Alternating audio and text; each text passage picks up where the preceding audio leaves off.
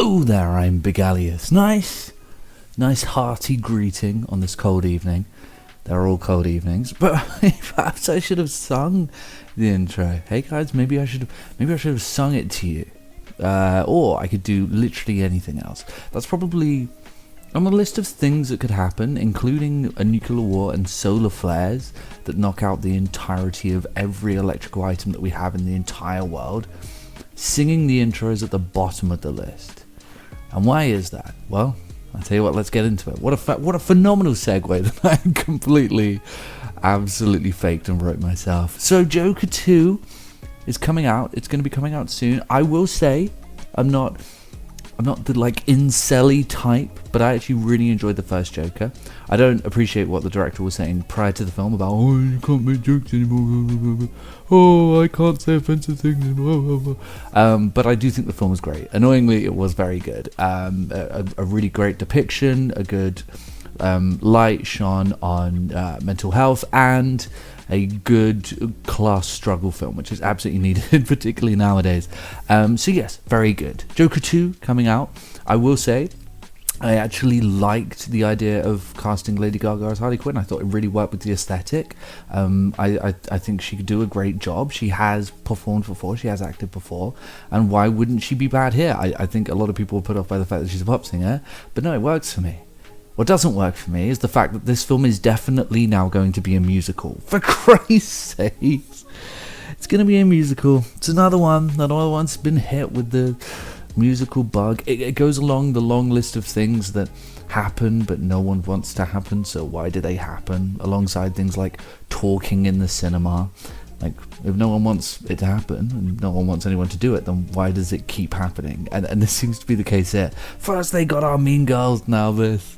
I'm not really too into the whole Mean Girls notion, but I think it's an important sort of step in the direction of what we want to talk about here. Now, look, I understand a lot of people do like musicals.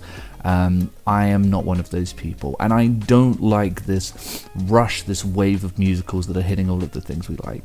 You know, I'm a big fan of the new Star Trek show, Strange New Worlds.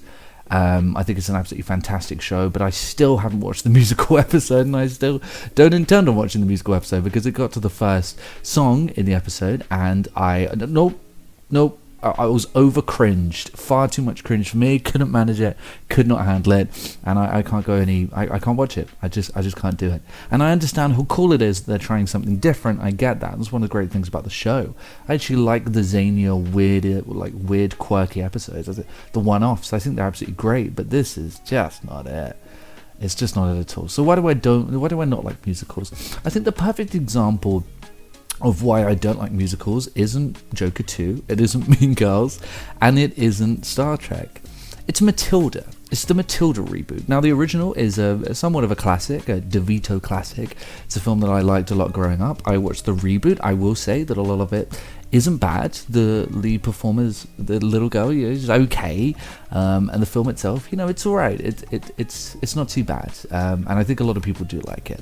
However, it is missing various plot points from the original film. For example, you don't see her struggle to use her powers and they don't work. You don't see that, and you don't see various other plot points. You don't get the great little monologue from Danny DeVito where he's like, and I sold it for $7,200 American. You don't get that. You don't get that little excellent piece, those little golden moments that I remember from the original film. That's all missing. And initially, you're scratching your head. I'm scratching my head thinking, where is this? It's the film is the same length. Where are these things that happened in the original film? And I could think, honestly, quite pivotal things.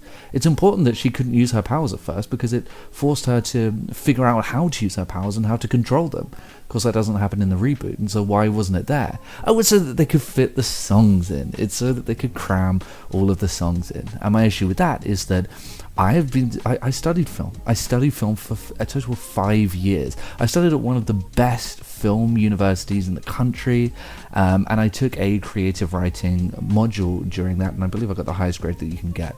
And what I don't like, we delved into ridiculous concepts. We were absolutely outrageous concepts during this module, and I know creative writing inside and out, back and forth, everywhere. I know everything about it. Well, not everything about it, but I know a lot about creative writing, and it bugs the hell out of me that you would create a narrative and then waste time. No, not just waste time, but have like these narrative holes and miss things and miss important connecting points in order to rehash what has already been said. And unfortunately, that's exactly what musicals do. You'll have a character who goes through a bit of progression. They fall, but they get back up, and then they sing a song about falling and getting back up. But the whole point of the narrative, the whole point of dialogue written in the way that it's written, in making characters interact with one another in a way that feels organic, in creating situations that would feel organic, that would then house that dialogue that houses the progression. The whole point of doing all of this is to create a story that feels organic and tells that story organically,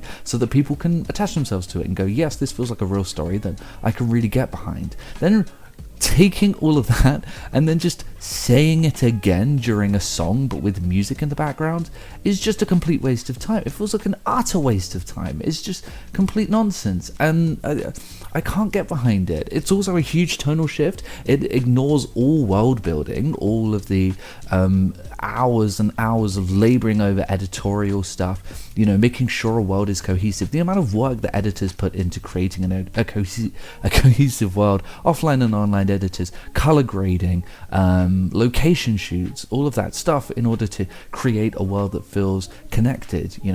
We have an exterior here but an interior here. We're going to glue them together, but it has to be spot on in order to feel real. All of this is just fucking ignored and thrown to the wayside for these constant tonal shifts that just don't need to be there. And I think that's the big thing for me, is that none of it ever feels necessary. If a film is a musical from start to finish, then fine.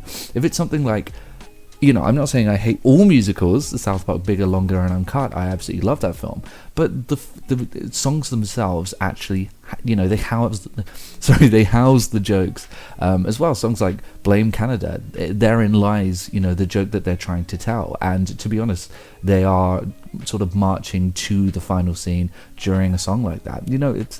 It's storytelling that's told through the music and jokes that are told through the music. Plus, it's a film that is allowed to switch its tone constantly. That's okay. But, in a film like Mean Girls or Matilda or, presumably Joker 2, it's just unnecessary. It just doesn't feel necessary whatsoever. And the net result is ultimately very detrimental. And I'm just not a fan of that. I'm not a fan of wasting time. I'm not a fan of wasting the talents and efforts of people who are trying to create something organic, and I just don't like musicals. Also, the music is always just terrible.